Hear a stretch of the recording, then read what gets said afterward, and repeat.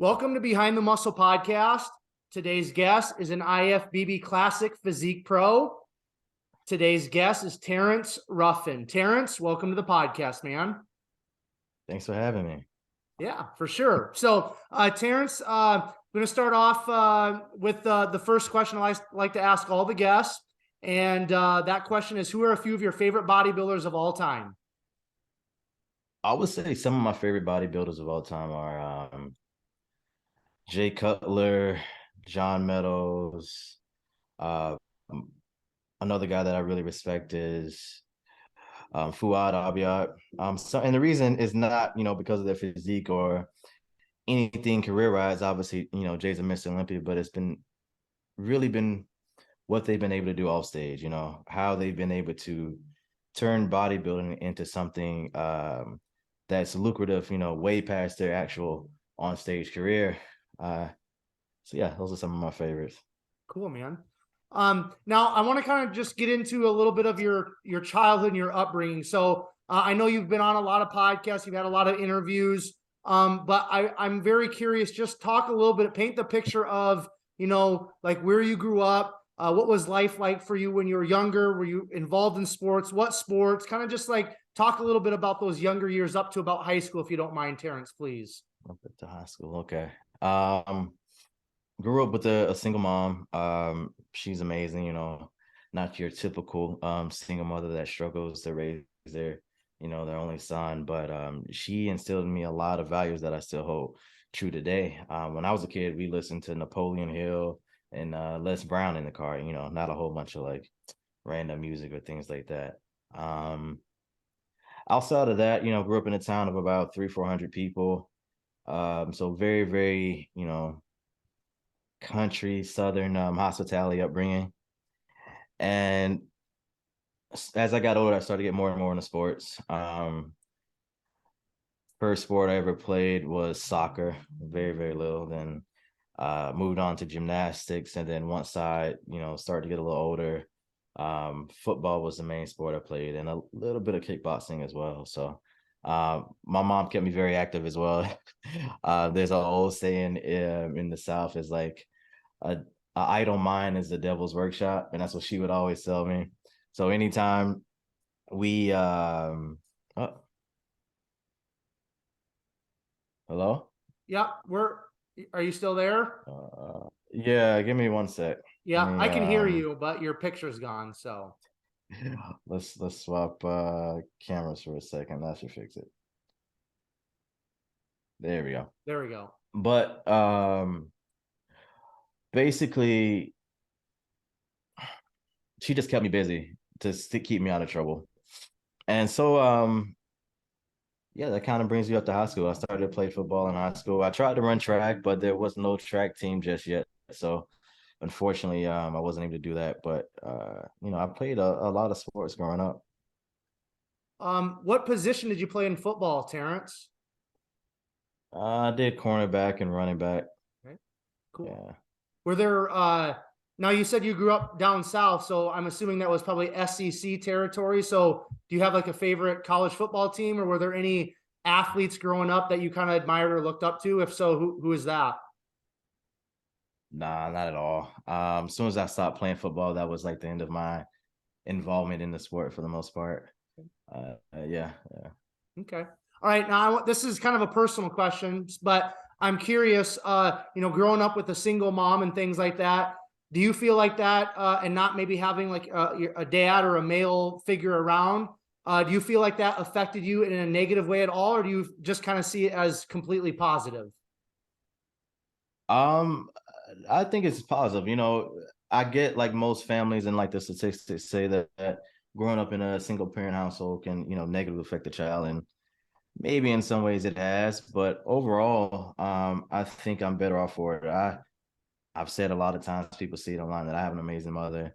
I've been blessed to have that, where she's taught me the values of being an adult, being a man, and how to work hard, how to cook, how to provide for myself, and not just myself, but my family. So, and I know my father, but honestly speaking, I think I'm better off just being raised by my mom. Not that he's a terrible person, but I think more so anything, he lacks purpose in his life, which really, really affects him. Hmm. Okay. What were you like in terms of school and being like a student academically when you're, you know, younger in high school and stuff? Did you enjoy it, or like most of us, did you just kind of go because you had to? I went because I had to. I mean, I enjoy some subjects. History has always been my favorite. I really like to know things like that. And anytime I had like some type of class that made me think in a sense of like we had an architecture class. I really enjoyed that. And a bit of some classes kind of dove a bit into engineering, and that was fun. But overall, oh, I also liked JROTC, all the structure of the military, and that's what led me to join. But um, I was kind of like most kids. I wasn't really into like making sure I did the best and things like that. It came somewhat easy to me where I graduated early from high school. I graduated in 3 years. I just tested out of the last year, and I didn't go to college at the time because I was just burnt out with school. I wasn't super interested, you know. Mhm. Yeah. Yep. Awesome, man. Okay, so what were you thinking about in terms of when you were a teenager in high school, Terrence? What were you kind of thinking about career-wise, job-wise, or what you kind of wanted to be when you quote unquote grew up? And then once you graduated high school, did you pursue that? Did life take you in a different direction? Talk about those early years post high school, if you don't mind. Early years post high school, I didn't really know what I wanted to do. Like I said, I graduated a year early, and that kind of came last minute. I thought I was just gonna chill out for another year, take a couple classes here or there, and kind of figure things out. But my mom kind of saw the writing on the wall. A kid with 1 or 2 classes and all that free time could probably get him in, get himself into some trouble. So, I joined the military at 17, and I figured, well, I'll do that and kind of figure out what I want to do from that point on. So, uh, yeah, I joined, and that was about 6 years of my life. Okay. And what was it, the Air Force or what branch? I joined the Air Force. Yeah, they kind of told me that was the best one to join in terms of like how intelligent the troops were, and the living standards and how they treated their personnel was probably the best. Okay. And what was your job or career in the military? Like what was your specific job, I guess? So I originally joined to do special forces, but I ended up not making it through.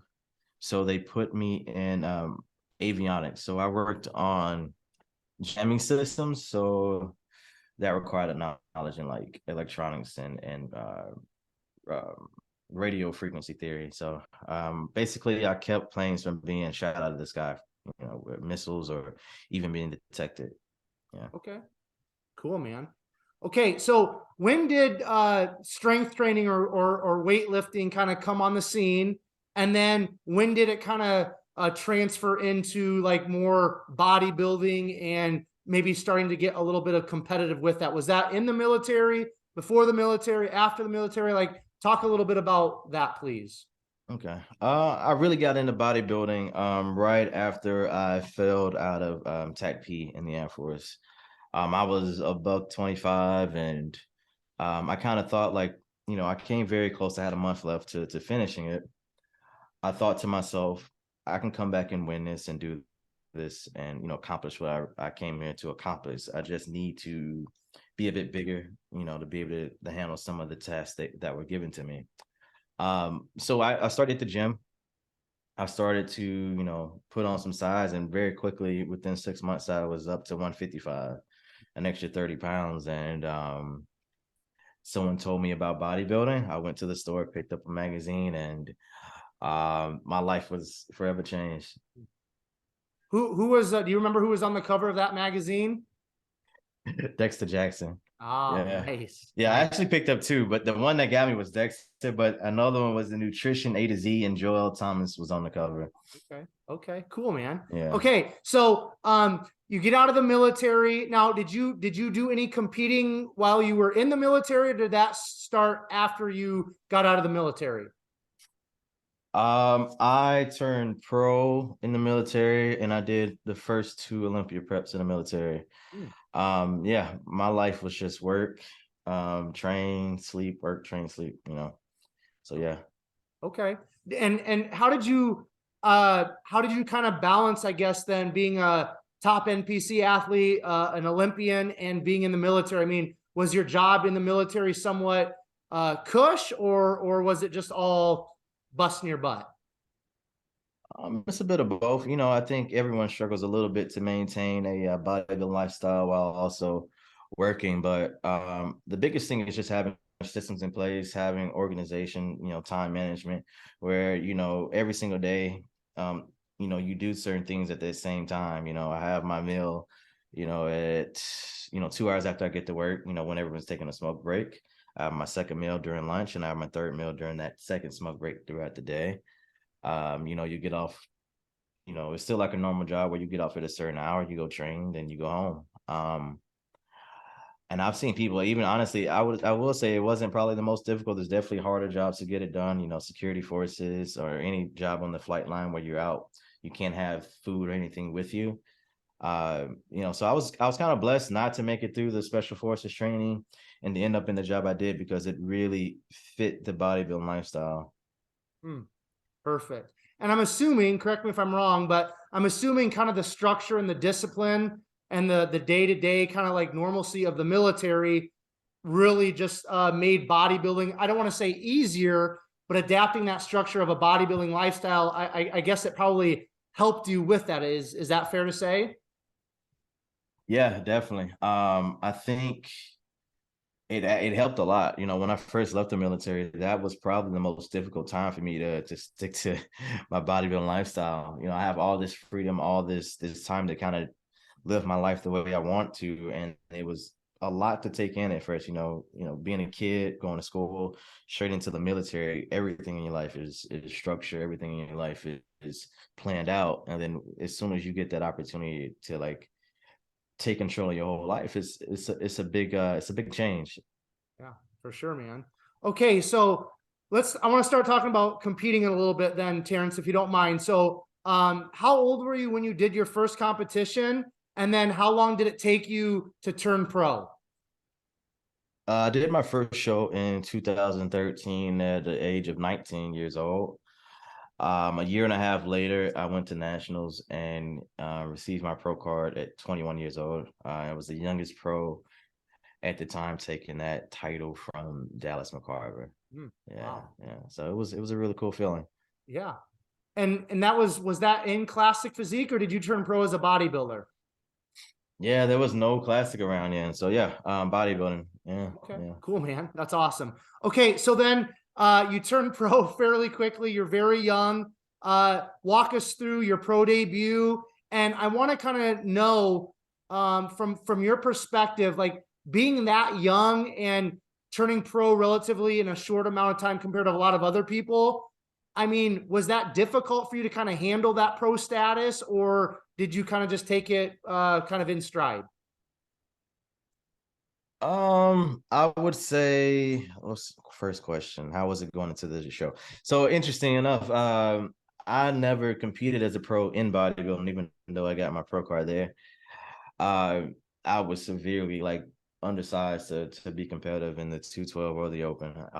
Obviously the open, but um, so for about 2 years, I was trying to gain some size for 212.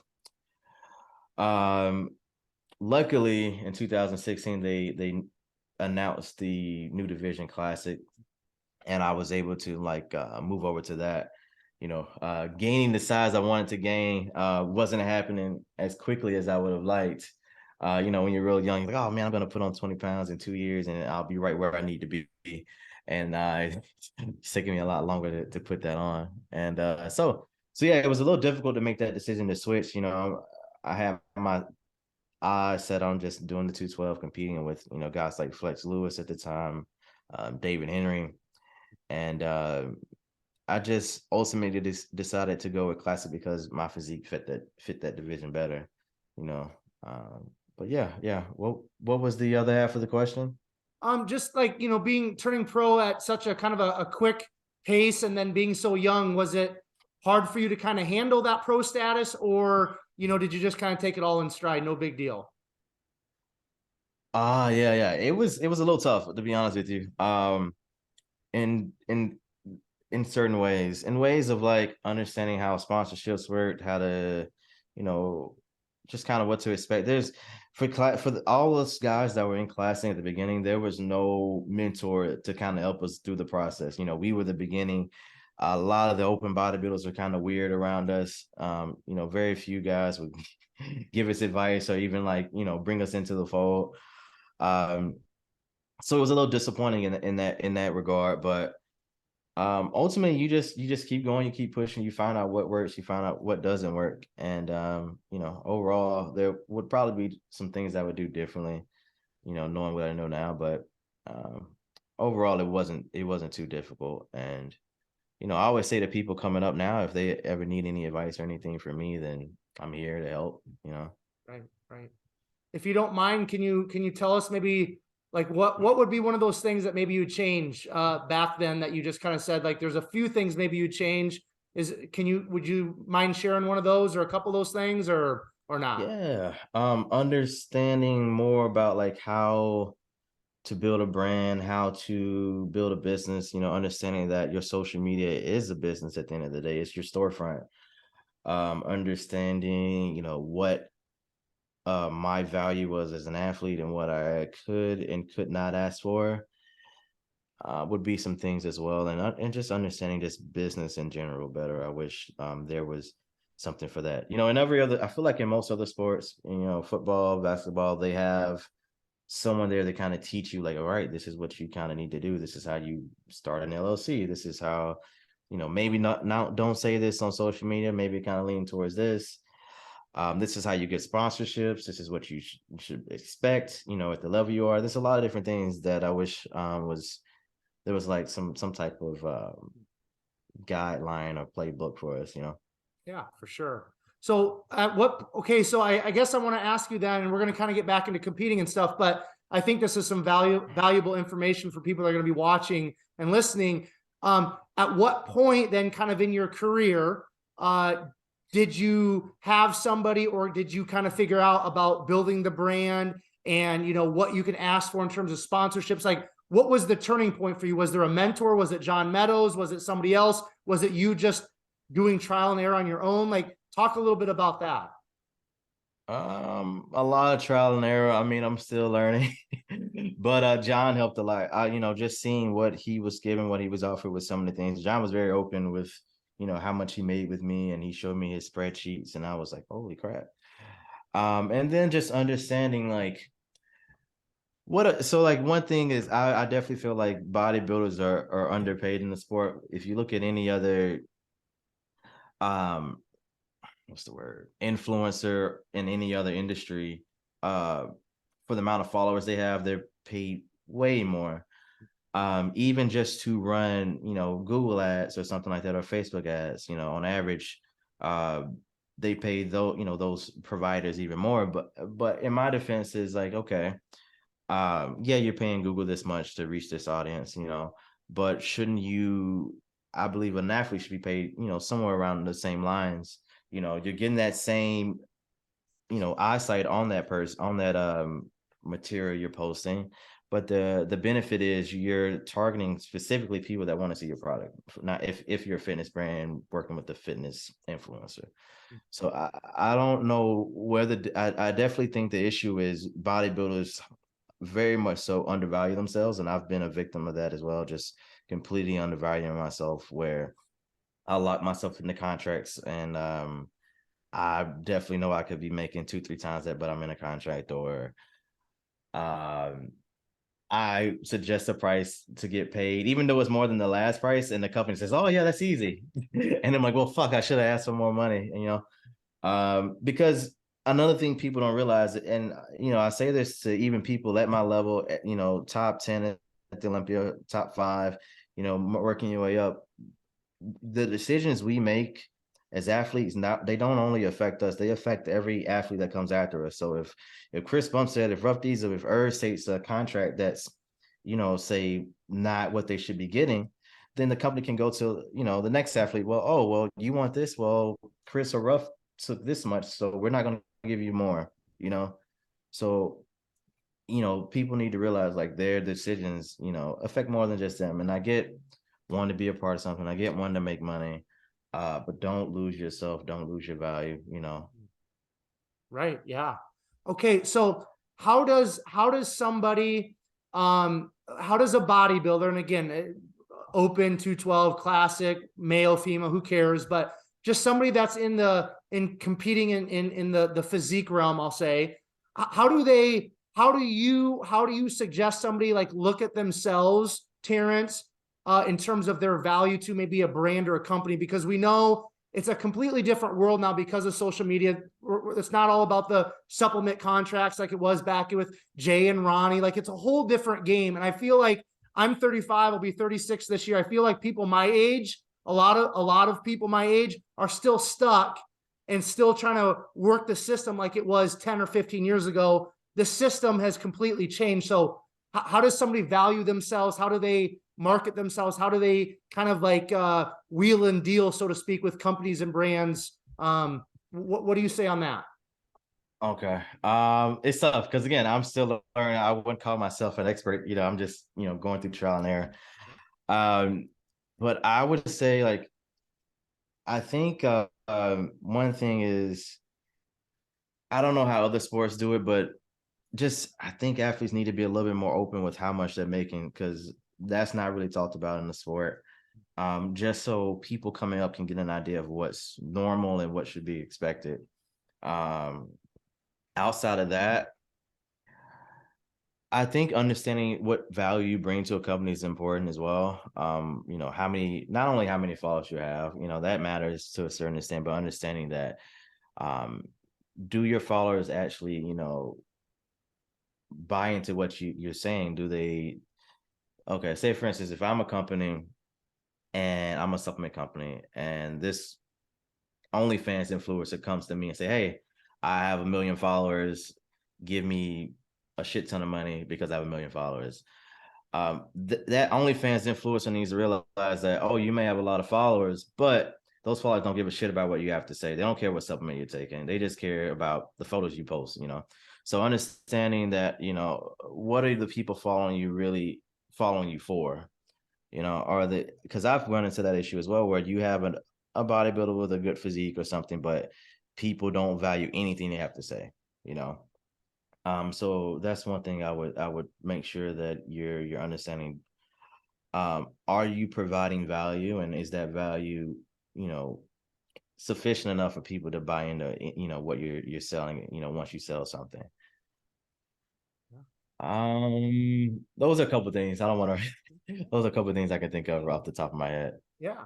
Okay. So do you want to share with us, maybe like, okay, let me, I won't poke too hard, but you said something about bodybuilders being a little more open about how much they're making.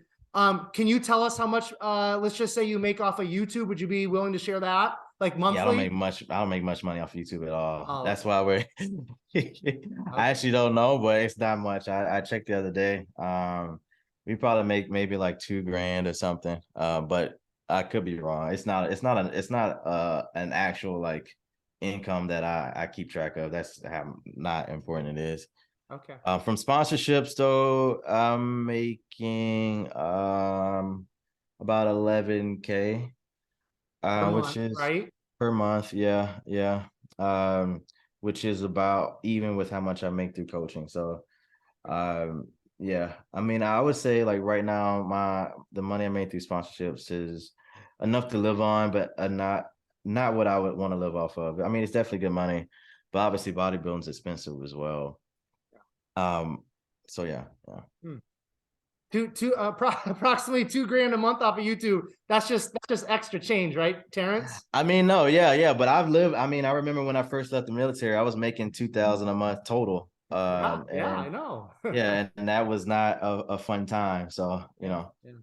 So if you're making around $2,000 off of YouTube, hey, that's it's good. Yeah, better than yeah. nothing, right? For sure, for sure. Okay, let me ask you this, and then I want to get back into the competing thing. But I thank you for being kind of transparent, because you're right. Nobody really talks about this stuff, and I don't really think a lot of podcasters ask these questions. So, Yeah. but But I want again, to I'm not ask even you. great at YouTube. I feel like a lot. I have like 70,000 followers, so I'm not even at 100 yet. Yeah, well, Yeah. okay. So in terms of YouTube, like, and obviously you don't have to say names, but some of the guys, let's just say in classic physique, have you kind of heard some of the monthly income that they're making off of YouTube? Like, what is like a number that you've heard, or do you not really pay attention to all that, or haven't heard To that be stuff? honest, I haven't listened to it too much. I know Joe makes a couple, my trainer, he makes a couple, maybe 1 or 2 grand a month as well.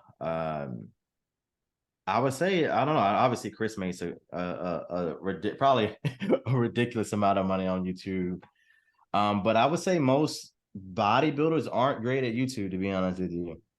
Um, most of the YouTube pages you hear of when it comes to fitness aren't bodybuilders, actually, because we can be kind of boring. And I'm okay with being that.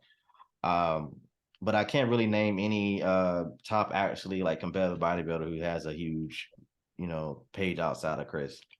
Urs is doing pretty well. His is coming up. He just hit 100K, maybe like a month ago or 2 months ago. So his will be really big. But finding a way to keep things interesting is for a bodybuilder can be tough.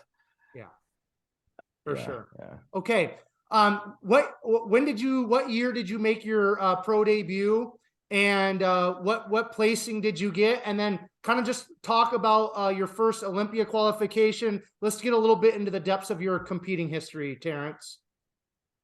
Okay. So turned pro in 2014. First year classic was 2016. I did the Prestige Crystal Cup and got third place. Breon won that show, and oh man, I can't think of his name right now. A famous bodybuilder took second. Dream Charles. Um, a week later, I came and did the Tampa Pro and won that show, and that's was my first pro win. And let's see, yeah. So that's kind of how I went. I mean, I was honestly very nervous, just for the simple fact is, in bodybuilding it's a little different, I was competing in a weight class. Things were very clear on what the division was by that point. It's been around forever as bodybuilding. But classic was a lot different for me. I had never did it. I'm going against guys that are like 50, 60 pounds heavier than me, so I was a little nervous about how I would place and how the new division would treat me. And even though the first show I got third place, I was like, oh, this is great. I was really happy. I was like, well, this lets me know I'm at least in the right place, Um, and yeah, and after I won the next show, I was like, holy crap, this is awesome. I'm going to the O. So it was a good year. Okay. And then did you compete at the Olympia that year? Did you take the Olympia off? I competed. Yeah, it was a tough year. Prepping. I started prepping and the week after the Arnold, so March like 10th or something, and then the Olympia that year was in September, so it was a long prep, but I wasn't gonna miss the first one. I honestly thought I would be top 5. I was like, man, I think I can beat this guy, this guy, this guy. But I ended up placing 9th that year. And I was a little disappointed, to be honest. That's not, I'm usually pretty realistic with myself and where I think I can be in a show. And that was, even with my realistic mindset, this was like, okay, this is not where I wanted to be. This is not where I thought I would be.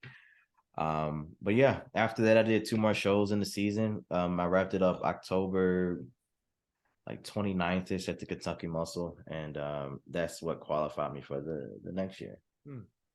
Okay, so that was all in 2016, correct? Yeah, I did 1, 2, 3, 5 shows that year. Wow. Okay. Yeah.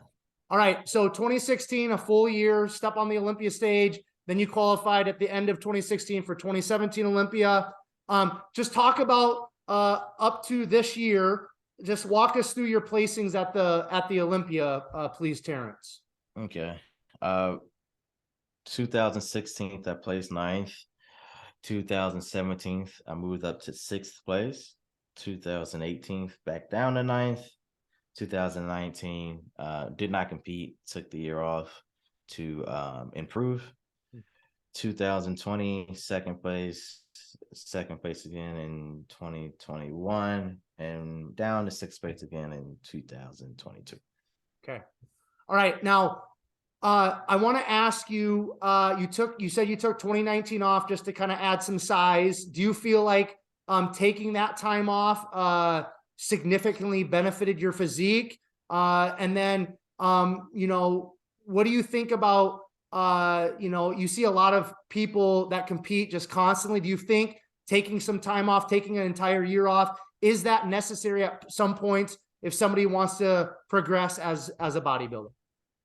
Yeah, I definitely think that time off was important and very valuable. For me, I knew that the main critique against my physique was adding size to my upper body. So I realized, like, okay, I'm not able to do that in the time period most people are. So let me see what a little bit more time can do for my physique. And it really paid off. Honestly, I was hoping just for our top 5 spot when I came back. And, that year off propelled me from a 9th place finish the year before into a 2nd place finish the next time I was at the Olympia. So I think it's very useful. I think a lot of times people get caught up in this cycle of like competing because when you compete as a bodybuilder, that's when your social media goes crazy. You got all the pictures to post when you lean, and that's all well and good, but at the same time, if you actually want to improve, that short-term benefit is, I don't think it outweighs the long-term benefits of actually doing better on stage, placing top 5 at the Olympics, or winning the shows. Yeah.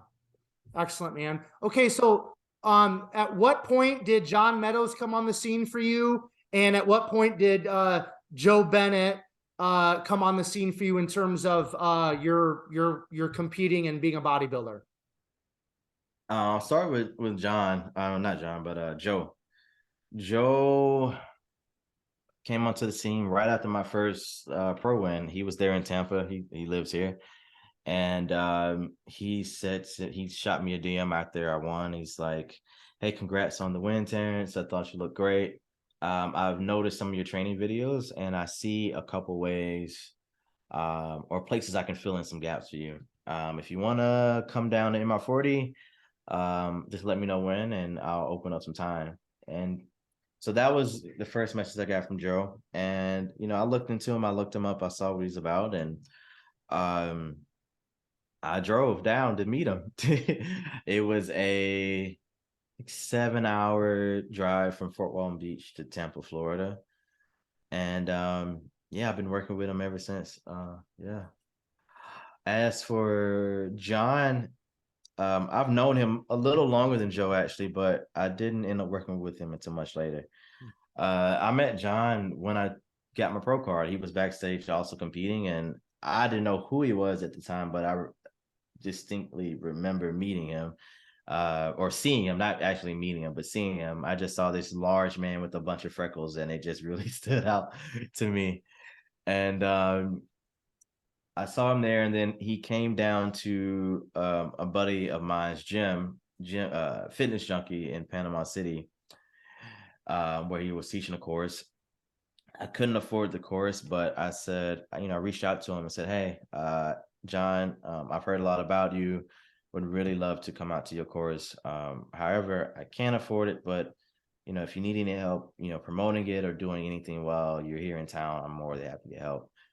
Um, John was nice enough to let me do that, so I would promote his stuff, and he would let me attend the seminars. And that's kind of how it went for a couple of years. I would see him at the Arnold when he would do seminars. I would see him around in Florida when he would do seminars. And I really valued his knowledge, even though I wasn't working with him as a coach at the time. He was very much a mentor to me. And when my coach passed away, Matt Porter, I ended up reaching out to him. And again, very, very kind as always. He At that point, I had just left the military, gotten a divorce, and was living on. I had a mattress and a chair and a microwave in my house, and again, same thing, man. He's like, I coach you, no charge. Um, all I ask is that you fly out to Columbus every now and again so we can get some content, and shout me out every now and again. So I was like, okay, no problem. Cool. And yeah, honestly, I wasn't with him for as long as I obviously would have liked, but the time I had with him was really great. It was amazing. Hmm.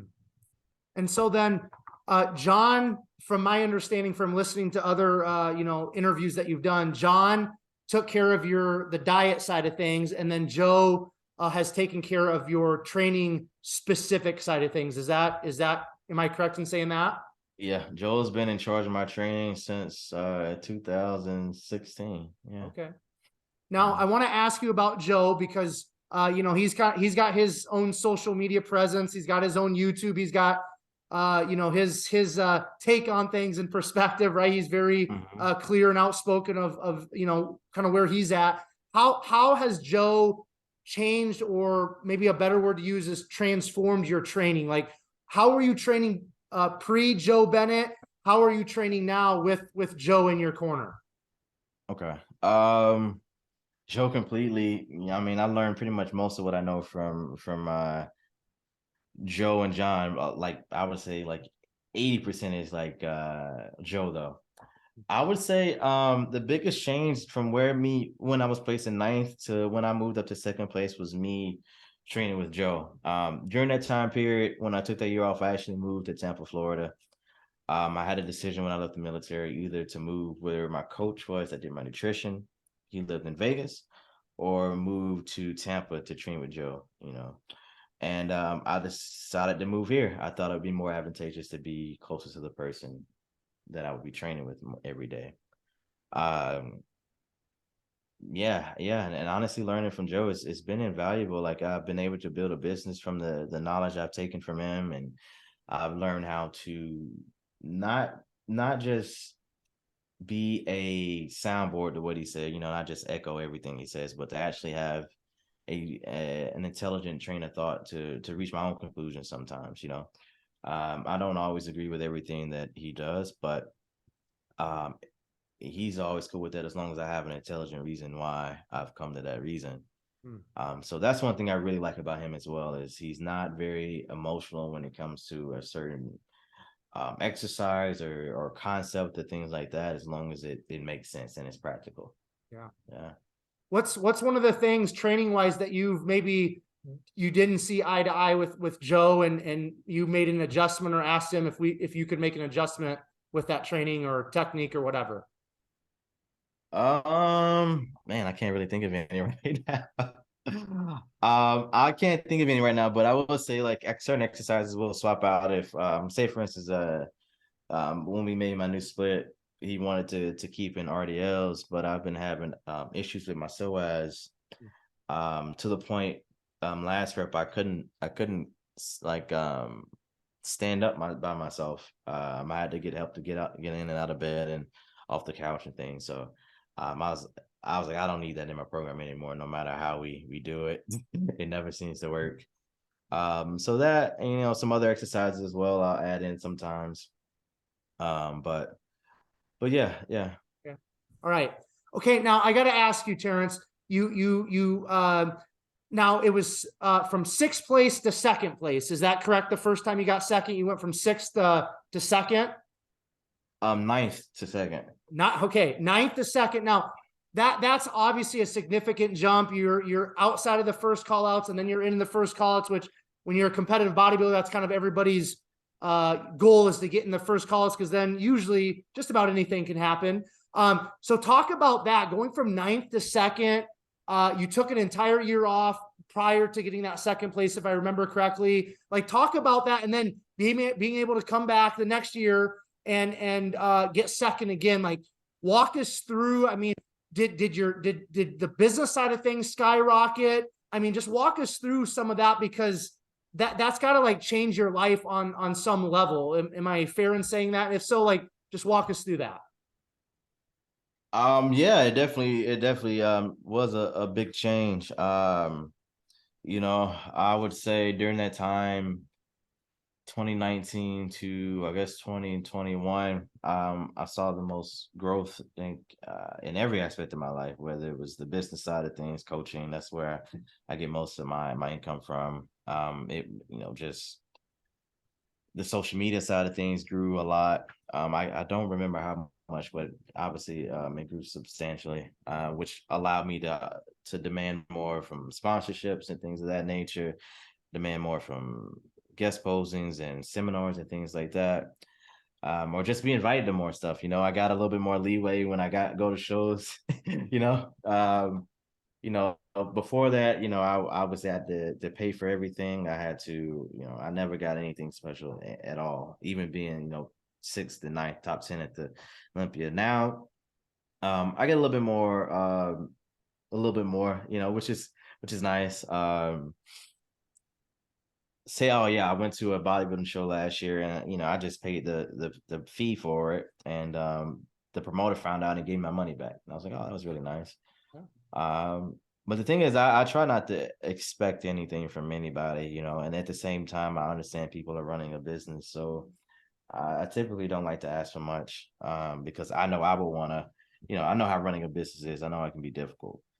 Um, Outside of that, I get noticed a lot more places. Like I got noticed at Dave and Buster's like last week, uh, it's I don't know. It's interesting, I don't know. It's interesting though. Yeah. Yeah. Mentally, in terms of like just your mental health, how did that maybe notoriety and recognition and probably explosion on Instagram and social media and people reaching out for coaching, kind of the uptick in your life and business, mental health wise, has there ever been any struggles or anything that mentally you've kind of had to break through or work through during that time when your life and career and all of that was kind of taking off, or not necessarily? Yeah, there's some things I've dealt with. The first time I struggled, with in the sport was way before then. It was maybe 2018 or maybe 2017. I I felt like people didn't view me as a person, more like a product or like this thing that could be told what to do at any point in time, and that really bothered me. So at one point I was like,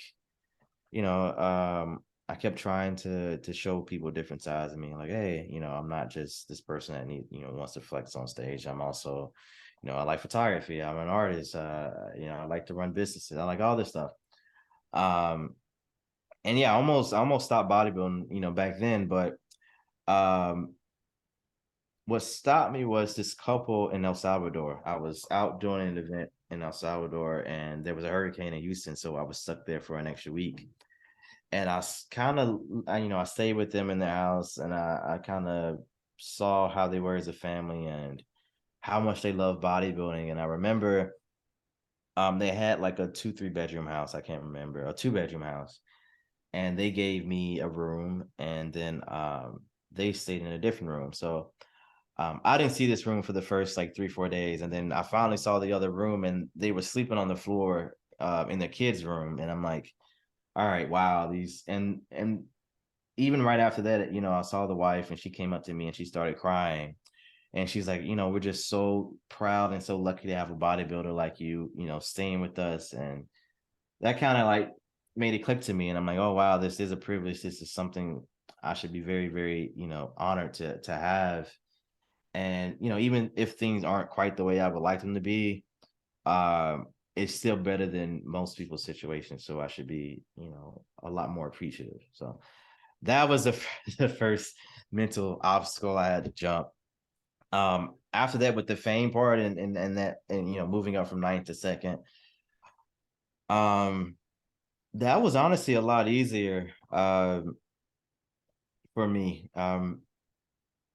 I would say the most difficult parts haven't been associated with that per se. It's been um just finding ways, like I always feel like I need to be able to do everything and be capable of everything. And sometimes I agree to too much.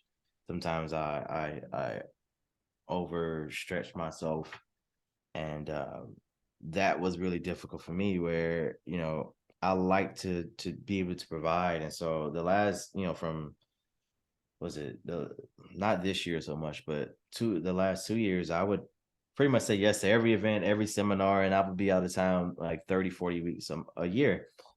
And I got really, really burnt out, and to the point where not this last Christmas, I didn't go home. I didn't see my family because that was the only weekend I had off in like a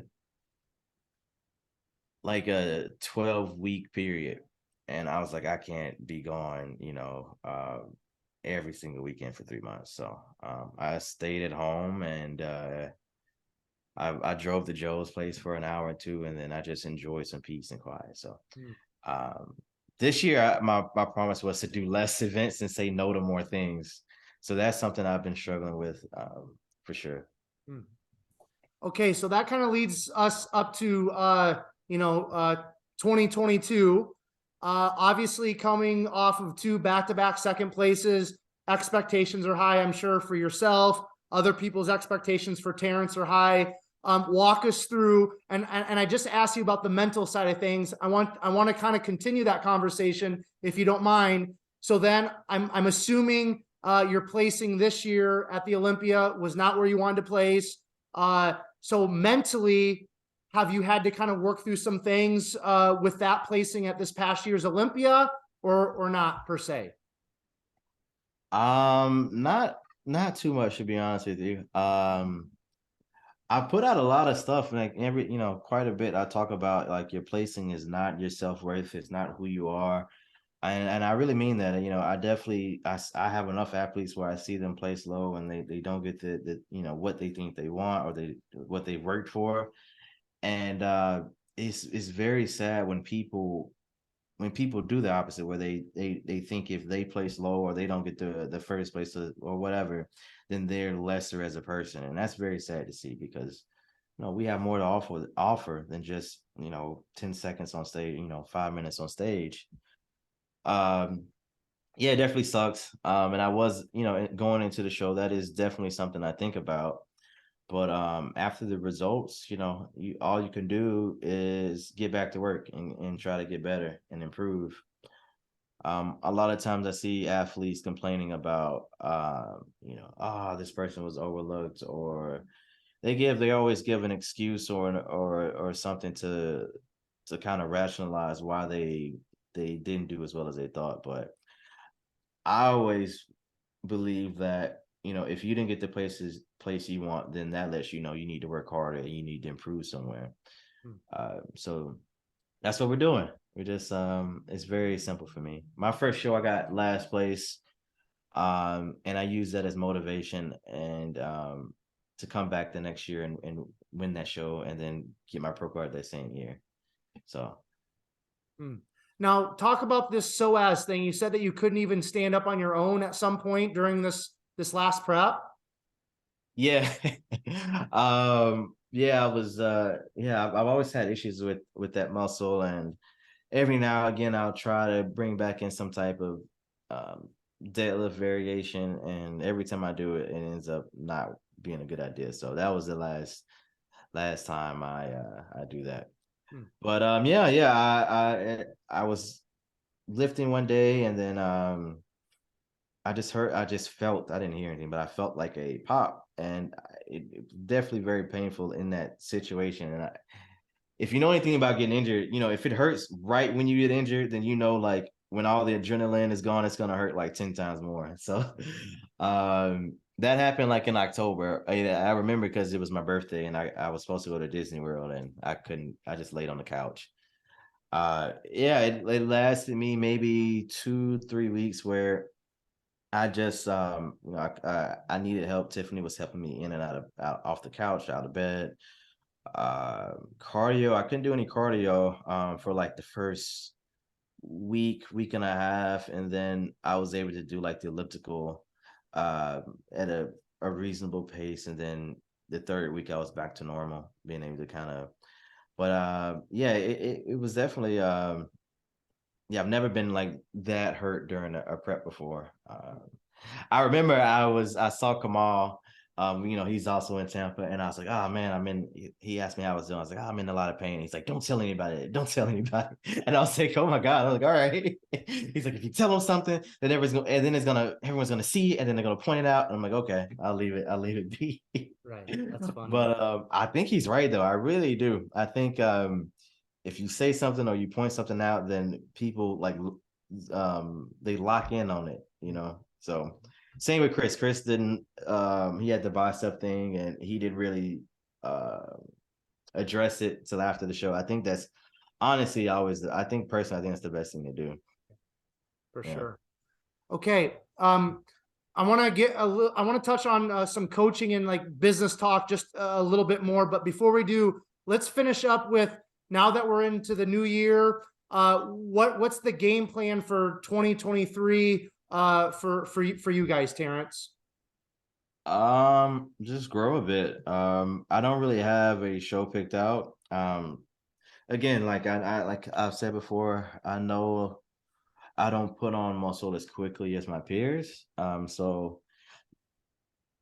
I would rather show up better and take extra time off rather than just show up again and kind of be in the same situation. I definitely know I could win a show without a doubt. I can win most shows in the States without an issue, but the issue arises is once you win that show, you get to the Olympia, or am I going to be able to place better? Am I going to be able to beat the guys that I need to beat? Hmm. So um definitely just taking some time off, putting on the side, and then I'm tracking a lot more metrics this year. I'm doing like the tape measurements. I'm doing the DEXA scans just to make sure that I know for a fact that I've put on the size I need to put on before I hop back on stage. But Hmm. if everything goes the way we wanted to, something late this year, right before the show, probably one of the last couple qualifiers to get there. Okay. Yeah. Cool, man. Is there I mean, you kind of said overall size, but is there any body parts specifically that you guys are hyper focusing on kind of in this off season, or is it just overall size in general? I think overall size in general. I've worked very hard to kind of really bring up the body parts I needed to over the years. Definitely, I think things are pretty symmetrical now. There's definitely certain things that could be better. I said if I'm hyper focusing on something, then it's I would say like forearms and calves.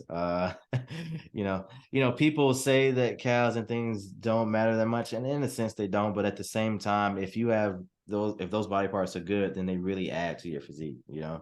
Right. So that's kind of my thought process there. Okay. Yeah. What's your favorite pose to do on stage, whether that's a mandatory or something in one of your routines?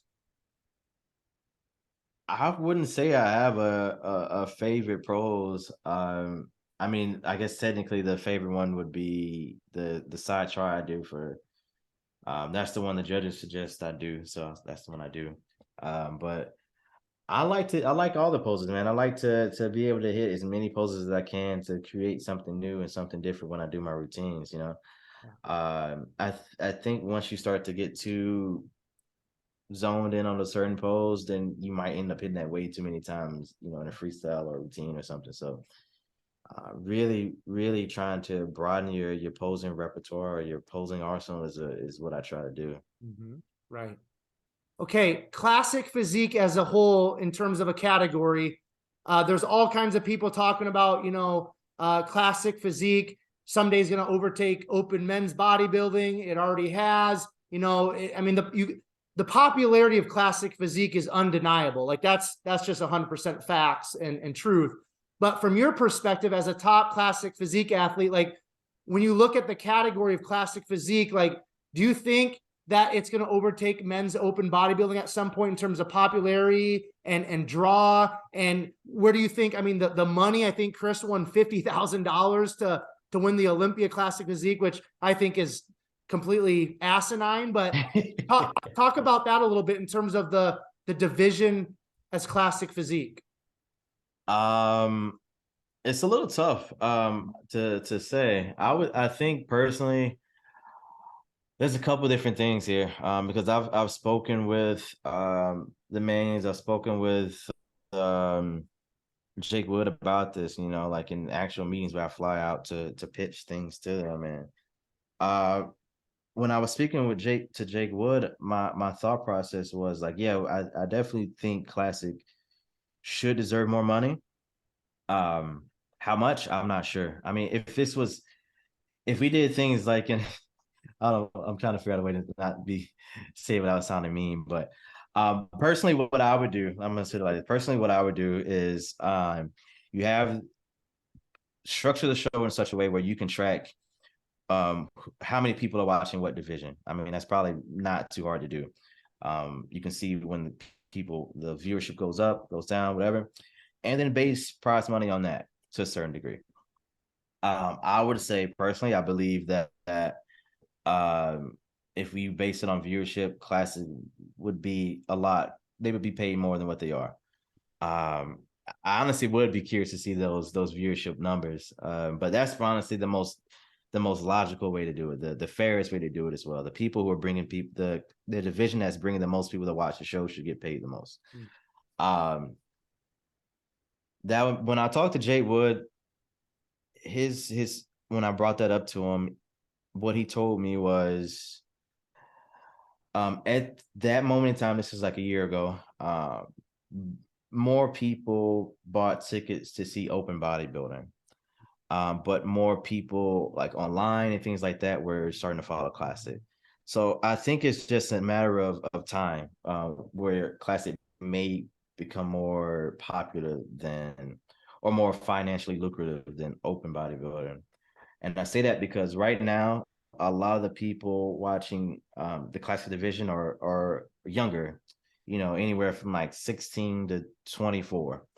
Whereas a lot of the bodybuilding crew is, maybe like 22 to 30, up like 50. Those older guys got more money. They can spend more money on the clothes, on the tickets to the show. They can, because going to the Olympics is expensive. You got to pay for a ticket, you got to pay for the flight, the hotel. So I think in a couple years it's going to switch, where when you get these young guys to an age where they got good jobs, they got more money to spend, Class is going to be more popular. Yeah. Okay. Excellent, man.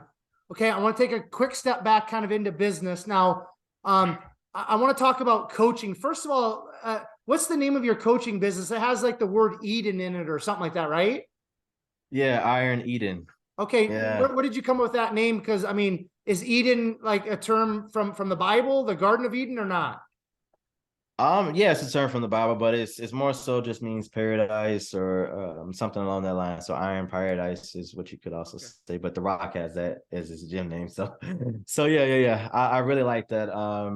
And I also think of Eden as like as something you reach when you're a complete person, mentally, physically, spiritually, all one together.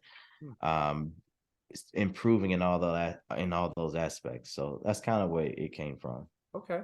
Love that, man. Okay. So then let's talk about coaching, because you said, I mean, a significant percentage of your income comes in from coaching. When did you like officially like kind of start coaching? And is coaching kind of the direction you want to take your career in terms of like business after bodybuilding? Is that kind of really what you're setting yourself up for? Yeah. So first time I started coaching like the last year in the military, which was 2017. But I didn't really start to get into it until after my mentorship with Austin. I did maybe like a 6-month mentorship with him. And then I really started to get into it a lot more. And that's when I first saw my first spike in income. I went from like $2,000 to a little bit more than $2,000, because that $2,000 was coming straight from my MPA supplement sponsorship. They paid me $2,000 a month at the time, so that was all my money. So yeah, that's where I started. I've been doing it since then, officially from 2017 to the day. It really didn't start taking off until honestly during the pandemic. Everyone, it was oddly enough, that's when I started getting enough money to actually not like struggle. which was, what is that, 2019? So 2 years later. um, let me see. I started to do really well then. I started to count, and the thing that really started to help me was getting systems in place where I could provide a better product to my clients. I had a good amount of knowledge from meeting Austin at that point, but the systems I had in place were very, very bad, and I wasn't very good with email. So I eventually switched to WhatsApp. I was doing things through, first Word, then spreadsheets, and then I switched to another software that was a lot more user friendly for myself and for the clients. I got a lot of things automated, which helped a ton. Um, from that point on in 2020, I believe, I became Fit Body Fusion's head male coach. They're the biggest coaching company in our industry by far. They have about 30, maybe 40 coaches at this point. But when I left, it was about 37, 38 coaches. They sponsored every single national event, national show in the States. They sponsored the Olympia, the Arnold, and 2 production companies, Tim Gardner's company, actually more. Tim Gardner's production company sponsored all of his shows, all of Spectrum's shows, and all of Joe Piscula's shows, and a few more. So they probably had about 50 different shows they sponsored in a year. Very, very big company. So I worked with them for a while, and I loved working with it's a female run company. Jamie DeBernard runs it. Her husband's a lawyer for USA. He's like the head lawyer for USA. So they're an awesome couple, and I learned a lot from them. But I got to a certain point where I felt like I had no other growth in the company. Even with me being in, I was getting 2%, no, 5% of every male client that joined. I would get 5% of what they paid, which was a pretty good deal. But I just wanted something of my own. I wanted something that was directly, like, the more I was able to put into it, the more I got back. I think working for people, typically, unless you're running a sales shop, there's always a cap to what you can make when you're working for someone else. So I ended up leaving them last year around like August or September, and started my own company, Iron Eden. And we've been doing it. I've been running it ever since then. It's been a lot, to be honest with you. It's been a lot, but it's been a lot of fun. I feel more motivated, more driven, more passionate about this than anything I've done in the past. Okay. I'm curious, Terrence, you said when you kind of one of the parts of you leveling up your coaching business was when you got some systems in place, and you mentioned going from Word to, a couple different apps or whatever, WhatsApp, and then on from there. But first of all, what are systems like, from your perspective? And I'm asking this, I mean, on a certain level, I understand it, but I just want you to maybe clarify a little bit for maybe somebody out there that doesn't understand, like because I own a business, I own a gym, so I understand systems for myself, but what are some of the systems that you implemented? What are systems in terms of like just the terminology with a business, obviously specifically speaking to a coaching business? Okay, cool. So we'll start. So probably the easiest thing for me was, and we actually, running a business, we changed this model when I have people, like a staff now, but when I was doing things myself, just a simple fact of making a website and having my coaching available. If someone wanted to buy it, they can immediately buy coaching from me. And then instead of me having to email that person once they bought it, I had an automated email for them to say, hey, thanks for joining. If you could please fill this out, add photos, and shoot me a message, so you can get started. So that eliminated me a lot of processes. Me having to DM someone back and forth, to see if they were interested in coaching, it stopped me from having to email them personally the packets and stuff. And yeah, so that was one of the first steps I did. The next thing was, how can I, do check-ins a little bit quicker? Word was, when I first started, I would just type out all the meals, and then I would have to Google what that meal macro was, and then I like to add that to the plan too. So I had to add that in. I would have to do that every single time with Word.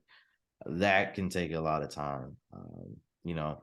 So the next step for me was I moved to a software called FitLog, where um, that was automatically, the macros are already in there. I just had to type in the food, the macros will pop up. And even to the point where we got to a certain point where I had enough meal plans saved where, if a person comes to me saying they're eating 3,000 calories, I had like three meal plans already written up: a 5, 3, and a 2. So I was always around 3. So I would open that and I would make the changes I need to make. So I wasn't building it completely from scratch. Everyone's going to eat chicken, everyone's going to eat rice or sweet potatoes. So you just change the amounts, there. Whatever else, if they're allergic to something, you change that out. But you don't have to start completely from zero. Also with the supplements, everyone's going to take fish oil or something of that nature, zinc. So having those already added in there as well was very, very helpful. So that was the next, automation I had. Now with running a larger business, there's a lot of different automations I have to add now, and some of it's not even automations. It's people I've hired to kind of help. I have an assistant now helping me run their social media page. Anytime an athlete posts something, they reshare it. They help me get the coaches in line for the content they need to post on their certain days. We have this automation thing called Zapier. I don't even know how it works completely because the guy does it for me now. But it links up so many different things for where people fill out an application, to having them schedule it on Calendly, to having an email sent out to them, to doing follow-up emails if they don't finish the type form or the form they filled out. It's a lot, yeah. But having those automations in place, they help quite a bit. Yeah. Yeah. Now, at what point did you say to yourself, all right, Terrence, I've gotta have help? Because I've had a lot of top level coaches on here, and there's still a lot of them that are just doing it all themselves. And I mean, they're setting a ceiling for themselves. I mean, that's just the reality. Like, even for myself, Terrence, like I'm in a small town in Iowa, less than 5,000 people. I own a small gym, and like there's not a lot going on, but like even for myself, just running the gym, trying to live my own life and doing all the things, like I've realized like over the last couple of years, like I need help. Like if I want to go to another level in my life and business and financially, like I need help. So I see a lot of these coaches out there that are great coaches, but they're just kind of like, I'm going to keep doing it on my own. And, good for them, but financially, and I think growth wise, you're setting a cap, you're setting a ceiling. So when did you say to yourself, I need help? I realized I needed help before I joined Fit Body Fusion. When my original thought was to do my own company from the get-go. But I needed help and I did not know how to find help for it, at the time. So I was like, well, they already have the systems in place. Even though it's not my business, I can have a percentage of it and, and see how this goes. And honestly, it was great. But again, like I realized like I still wanted to do something myself. So finding that help was the hard part. I found a team out in the UK that was very, very good. But before that, I found a different team that was in Canada, and they were good, but they weren't the right fit for my company and what I was trying to do. So finding the right people is probably the hardest part. But once you find that person or find that team, that's when you can really start to build things. And even now, I'm still in the very early phases of building something. So right now I'm realizing I'm like, you do what, at the very beginning, like you're doing everything yourself and you think like, oh, I hire this person and then it's automatically done the same. But no, your time is still has to be spent on training this person, doing it the way you like it and how, the best way for your company. So that's what we're doing now. I'm helping train those guys to get to that point. But I think that's the biggest thing is like hiring people, making sure they know the business the way you like to run it, hiring another person and that allows you more time to have big picture thoughts, have big picture ideas and build a business on a bigger scale. So now that I don't have to worry about social media, I can start worrying about, okay, we're working on a community app. So, all the coaches and all their clients can meet in a place and motivate each other, share their wins. We can post different events and things like that once we start to have events. But that's the next step, So I have like, if I was still doing everything, I could never, focus on something like that. Or we're also adding in a new posing product for the website. The website will be done this week. So we're doing a lower priced posing package where the people can just send in photos and we'll type up the critiques we have instead of doing like a live posing call. So um, yeah. I mean, I learned very early on is, there's a reason why people specialize in things. Like you could possibly do everything, but you're not going to do everything. You're not going to be the best at everything. So there's probably someone out there that can do it better than you.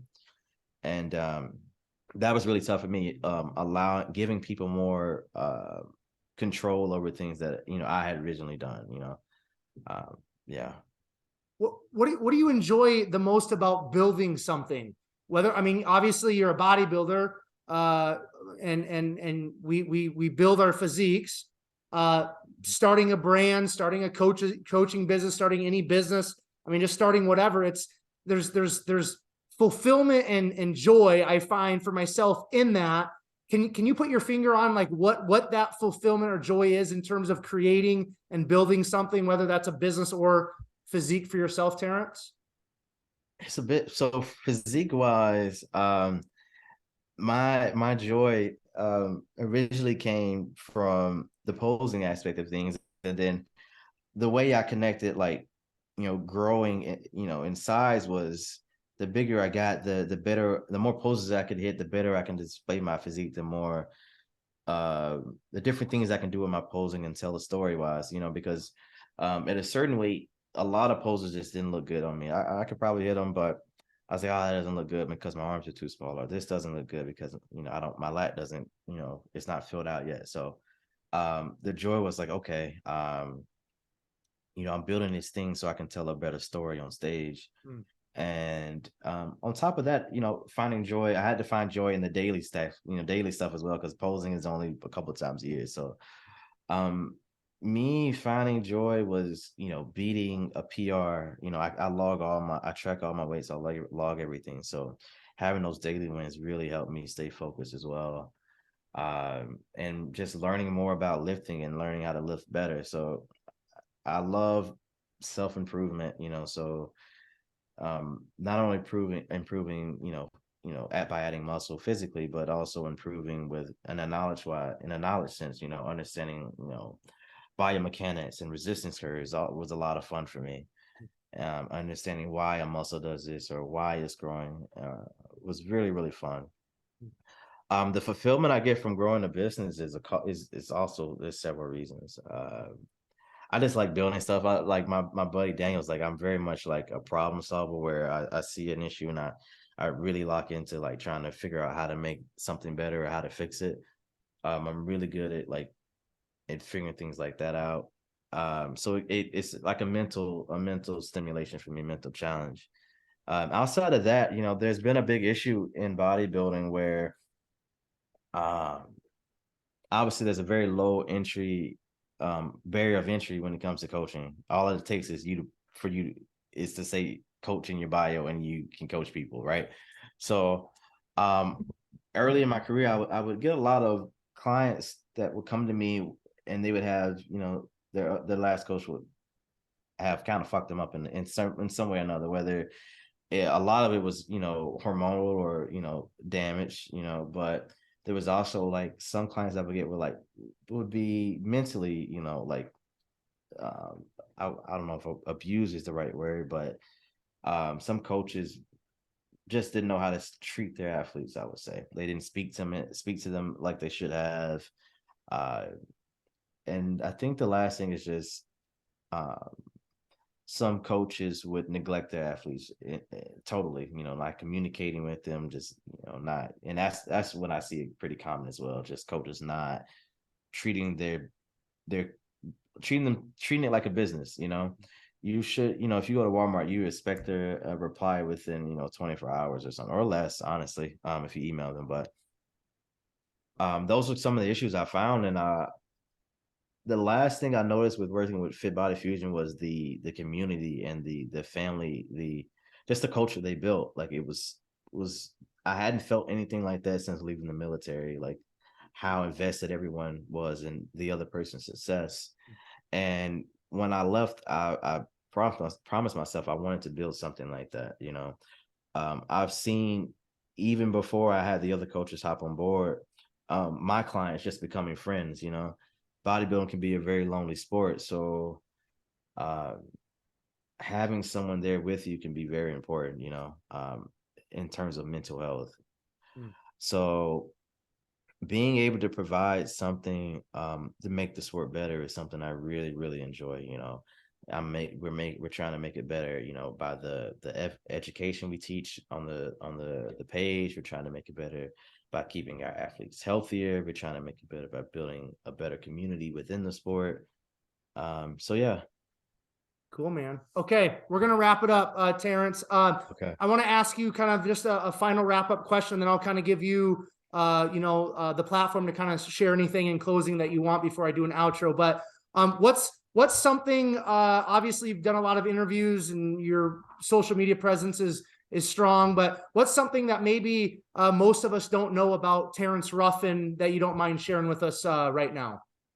I have no idea. I mean, I feel like I said it all in the interview. I mean, we've gotten pretty deep, huh, man? Well, I will say this. One thing I really want to do before I die is I would like to just travel the world for a year. Spend 1 to 3 months in a place and then go somewhere new, experience the culture, enjoy my life, enjoy the people, learn something new. And I don't know when I'll be able to do that, but that's definitely a dream of mine. Okay. What's the first place you want to go on that year travel? Oh my goodness. If I got to go right now, I would probably just go to Brazil. I got, a lot of people have been trying to get me out there, but I would like to go also to Japan, in a Scandinavian country like Switzerland or Sweden or something. I'm trying to pick places I haven't been already, but yeah, those are coming to places I've been. Awesome, dude. Okay, Terrence, why don't you, if you have any final thoughts or any final words for us, I'm going to turn it over to you. You can give us your Instagram if you want, but everybody that's going to be watching and listening to this, they're going to probably, it's pretty easy to find you, but any social media handles, anything that you want to shout out, platform's yours, man. Cool. Again, thanks for having me. It's been awesome, and I really enjoyed the questions you had. If you want to reach out to me, obviously Rough Diesel, YouTube, Instagram.